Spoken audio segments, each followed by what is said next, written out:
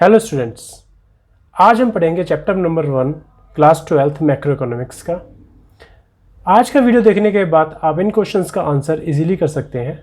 Factors of production कौन कौन से होते हैं, सेक्टर्स ऑफ एन इकोनॉमी कौन से होते हैं, इकोनॉमी के अंदर कौन कौन से सेक्टर्स होते हैं, स्टॉक एंड फ्लो कंसेप्ट क्या है, circular flow in simple economy यानी टू सेक्टर इकोनॉमी में सर्कुलर फ्लो कैसे होता है, फेसेस ऑफ सर्कुलर फ्लो कौन कौन से होते हैं, रियल फ्लो और मनी फ्लो क्या होता है और इनके बीच में क्या डिफरेंस होता है। So let's start. सबसे पहले कुछ कंसेप्ट्स के बारे में हम जानते हैं जो हमें हेल्प करेंगे इन चीज़ों को समझने के लिए। पहला कंसेप्ट है फैक्टर्स ऑफ प्रोडक्शन। प्रोडक्शन करने के लिए हमें कुछ फैक्टर्स की, जिन चीज़ों की ज़रूरत होती है उन्हें हम फैक्टर्स कहते हैं। और इकोनॉमिक्स के अंदर उन फैक्टर्स को हम 4 पार्ट्स में डिवाइड कर सकते हैं। पहला होता है लैंड, लेबर, कैपिटल, एंटरप्रेन्योर। सारे फैक्टर्स को हम इन 4 पार्ट्स में डिवाइड कर सकते हैं, land, labour, capital and entrepreneur. अब इन फैक्टर्स को जब काम करते हैं तो इन्हें हम कुछ इनकम कह देते हैं, जिसे हम बोलते हैं फैक्टर इनकम। तो लैंड को जो इनकम दी जाती है उसे हम कहते हैं रेंट, लेबर को जो इनकम दी जाती है उसे हम कहते हैं वेजेस, कैपिटल को जो इनकम दी जाती है उसे हम कहते हैं इंटरेस्ट, और जो एंटरप्रेन्योर को इनकम दी जाती है उसे हम कहते हैं प्रॉफिट।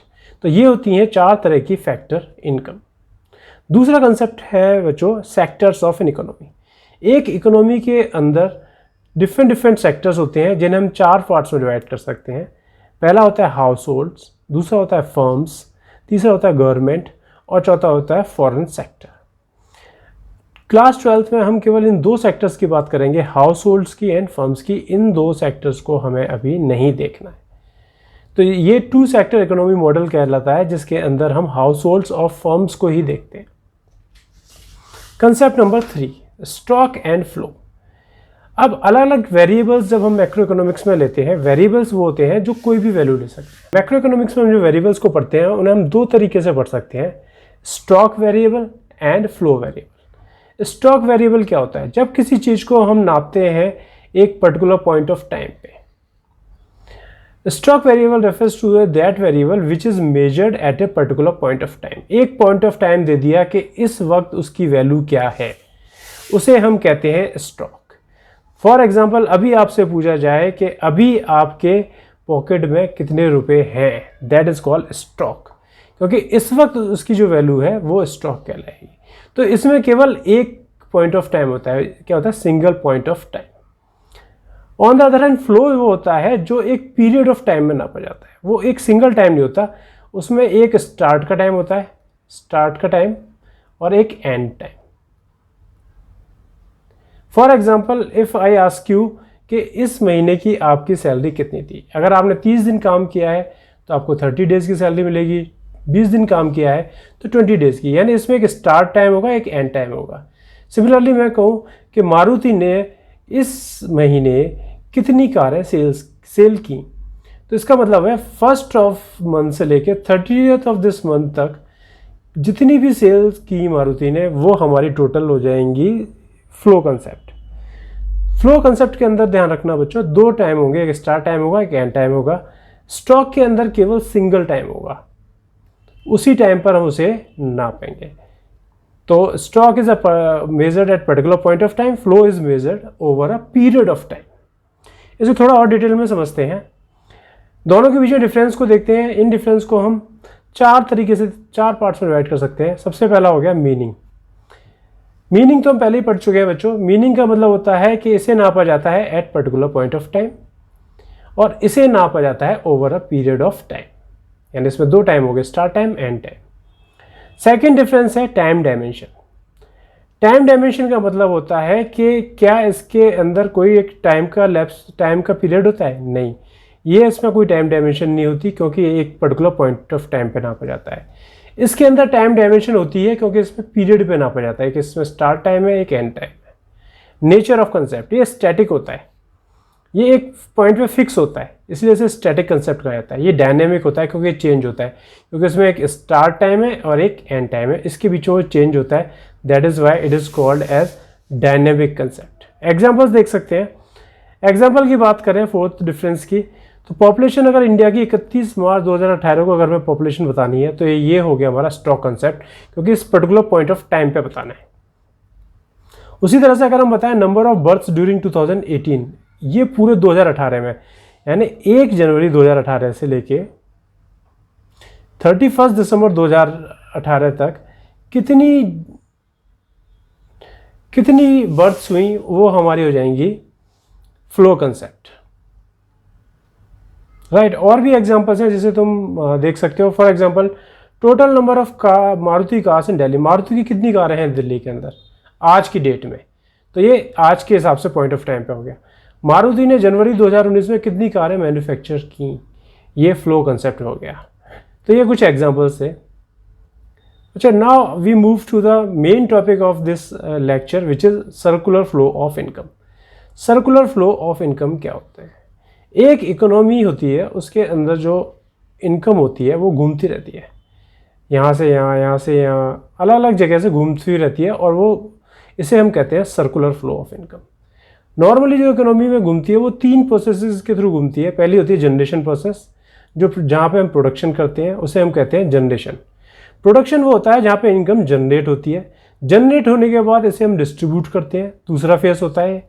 ये फर्स्ट फेस हो गया जनरेशन, ये दूसरा हो गया डिस्ट्रीब्यूशन। डिस्ट्रीब्यूशन उन्होंने हम करते हैं इनकम का जिन्होंने प्रोडक्शन में हमारी हेल्प की है। और तीसरा फेस होता है कंजप्शन का, उन फैक्टर्स को जिन्हें इनकम मिल गई है वो उसे फिर आगे खर्च करते हैं। तो ये बेसिकली 3 डिफरेंट फेसेस में इनकम को घूमने को ही हम सर्कुलर फ्लो ऑफ इनकम कहते हैं। थोड़ा सा और डिटेल में जानते हैं। 3 तरह के फेसेस होते हैं इकोनॉमी में जिसके थ्रू इनकम घूमती है। सबसे पहला होता है प्रोडक्शन फेस, जहाँ पर इनकम जनरेट होती है। कोई भी फैक्ट्री खोली और वहाँ पर हमने प्रोडक्शन स्टार्ट किया तो वहाँ से इनकम जनरेट होना शुरू होती है। वो इनकम फिर दी जाती है जिन्होंने हमारी हेल्प की उन्हें प्रोडक्शन करने में, वो हमारे को उसे बोलते हैं हम इनकम फेस या डिस्ट्रीब्यूशन फेस। यहाँ हम फैक्टर्स ऑफ प्रोडक्शन को इनकम दे देते हैं। फैक्टर्स ऑफ प्रोडक्शन कौन कौन से थे? Land, labour, capital and entrepreneur. ये चारों थे जो हमारे थे, इन चारों को हम इनकम देते हैं। ये चारों के पास जब इनकम पहुंचती है तो फिर इसे खर्च करना शुरू करते हैं, और जब खर्च करते हैं तो इनकम वापस से कहाँ पहुंच जाती है? फैक्ट्री ओनर्स के पास या प्रोडक्शन फेस में पहुंच जाती है। फिर प्रोडक्शन होता है, फिर इनकम डिस्ट्रीब्यूट होती है, फिर उस इनकम को हम खर्च करते हैं, फिर वो वापस से प्रोडक्शन चली जाती है। इसी को हम कहते हैं सर्कुलर फ्लो ऑफ इनकम। तो इसमें बेसिकली 3 फेसेस होते हैं, generation face, distribution face and disposition face. Generation face होता है प्रोडक्शन, डिस्ट्रीब्यूशन फेस होता है इनकम वाला, और डिस्पोजिशन फेस होता है एक्सपेंडिचर वाला।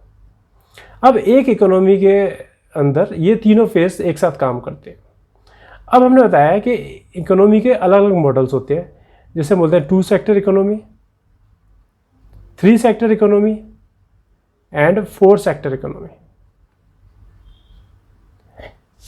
अब ये जो फ्लो है वो 2 सेक्टर इकोनॉमी में भी हम पढ़ सकते हैं, जिसमें हम केवल हाउस होल्ड फर्म्स की बात करेंगे।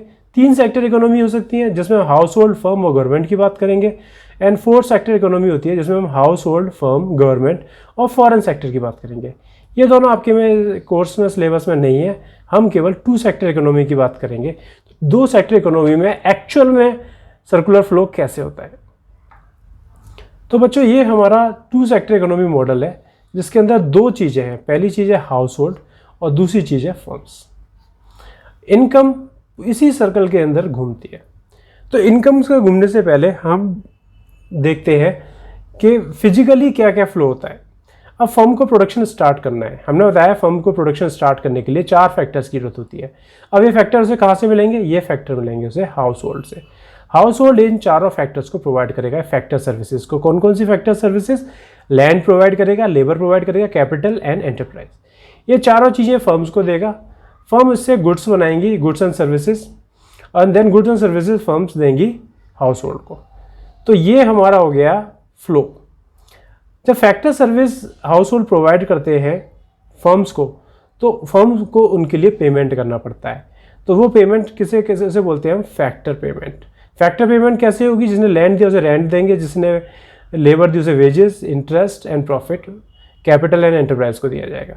तो ये इन्होंने फैक्टर्स दिए, इन्होंने और फर्म्स ने उन्हें फैक्टर पेमेंट दी। सिमिलरली फर्म हाउस होल्ड को गुड्स एंड सर्विसेज देंगे और हाउस होल्ड उसके बदले कंजप्शन करके, पैसा खर्च करके वो पैसा वापस से फर्म्स को दे देंगे। तो इस तरीके से सर्कुलर फ्लो कंप्लीट हो जाएगा। एक बार दोबारा से देख लेते हैं। सर्कुलर फ्लो में सबसे पहले फर्म प्रोडक्शन स्टार्ट करेंगी। प्रोडक्शन के लिए उन्हें फैक्टर्स चाहिए होंगे। वो फैक्टर्स उन्हें कौन प्रोवाइड करेगा? हाउस होल्ड प्रोवाइड करेगा। जब हाउस होल्ड उन्हें फैक्टर प्रोवाइड करेगा तो वो उसकी पेमेंट कर देंगे। ये पेमेंट उनके पास पहुंच गई, पहली चीज़ खत्म हो गई। दूसरा सर्कल क्या हुआ? हाउ फर्म्स ने यहाँ पे गुड्स एंड सर्विसेज प्रोड्यूस किए, गुड्स एंड सर्विसेज प्रोड्यूस की। वो गुड्स एंड सर्विसेज उसने हाउस होल्ड को बेची, हाउस होल्ड ने पैसे वापस से फर्म्स को दे दिए। तो इस तरीके से सर्कुलर फ्लो हो गया। ये सर्कुलर फ्लो बेसिकली दो तरीके से हुआ, एक हो गया मॉनेटरी टर्म्स में और एक हो गया फिजिकल टर्म्स में। मॉनेटरी टर्म्स और फिजिकल टर्म्स क्या होते हैं, इसे थोड़ा डिटेल में पढ़ते हैं। सर्कुलर फ्लो दो तरीके से होता है, एक होता है रियल फ्लो जिसे कहते हैं फिजिकल फ्लो, और दूसरा होता है मनी फ्लो जिसमें होता है, जिसे हम बोलते हैं नॉमिनल फ्लो। फिजिकल फ्लो में क्या होता है, हम पैसे के बारे में बिल्कुल भी बात नहीं करेंगे। हम जो फिजिकली चीज़ ट्रांसफ़र हो रही है, जिसे हम टच कर सकते हैं, फिजिकल चीज़ें हैं जो, उसके बारे में पढ़ेंगे। तो बच्चों देखो, यहाँ फिजिकल की बात करें तो अगर पैसा को भूल जाते हैं एक बार को, तो हाउस होल्ड ने क्या किया? हाउस होल्ड ने फैक्टर्स दिए और फर्म्स ने उन्हें गुड्स एंड सर्विसेज दी। ये आउटर वाला सर्कल देखो बच्चों। हाउस होल्ड ने क्या किया? फैक्टर्स दिए, 4 फैक्टर्स दिए फर्म्स को, फर्म्स ने प्रोडक्शन किया और फिर फर्म्स ने उन्हें गुड्स एंड सर्विसेज दे दी। तो ये हो गया फिजिकल फ्लो। तो ये देखो बच्चों, ये हो गया रियल फ्लो। जब हम बात कर रहे हैं केवल फिजिकल फ्लो की, कि इसमें गुड्स एंड सर्विसेज और फिजिकल चीज़ें फ्लो हो रही हैं, तो हाउस होल्ड से क्या फ्लो होता है? फैक्टर्स फ्लो होते हैं फर्म्स के पास, और फर्म्स क्या फिजिकली फ्लो करती है? गुड्स एंड सर्विसेज को। पैसे को एक मिनट के लिए भूल जाते हैं। तो real flow is the flow of goods and services as well as the factors. तो फ्लो ऑफ फैक्टर्स होता है हाउस होल्ड टू फर्म्स, और गुड्स एंड सर्विसेज होते हैं फर्म्स टू हाउस होल्ड, इसे बोलते हैं फिजिकल फ्लो। दूसरा होता है मनी फ्लो। अब हम चीज़ों की बात नहीं करेंगे, हम केवल पैसे की बात करेंगे। मनी फ्लो की बात करें तो मनी फ्लो में क्या होता है? पैसा कैसे फ्लो होता है? फर्म्स देती हैं पैसा फैक्टर्स पेमेंट की फॉर्म में हाउस होल्ड को, rent, wages, interest and profit, ये फर्म्स ने दिया तो ये पैसा यहाँ गया। यहाँ से हाउस होल्ड कंजप्शन करते हैं तो पैसा यहाँ जाता है। तो पैसे का फ्लो कैसे होता है? पैसे का फ्लो होता है दो तरीके से। पहले होता है firms to household. Firms to household कैसे होता है? फैक्टर पेमेंट्स की फॉर्म में। फैक्टर पेमेंट्स होती हैं फर्म से हाउस होल्ड को, और कंजप्शन एक्सपेंडिचर होता है हाउस होल्ड से फर्म को। तो इसे हम बोलते हैं मनी फ्लो, जहाँ पैसे का फ्लो देख रहे हैं।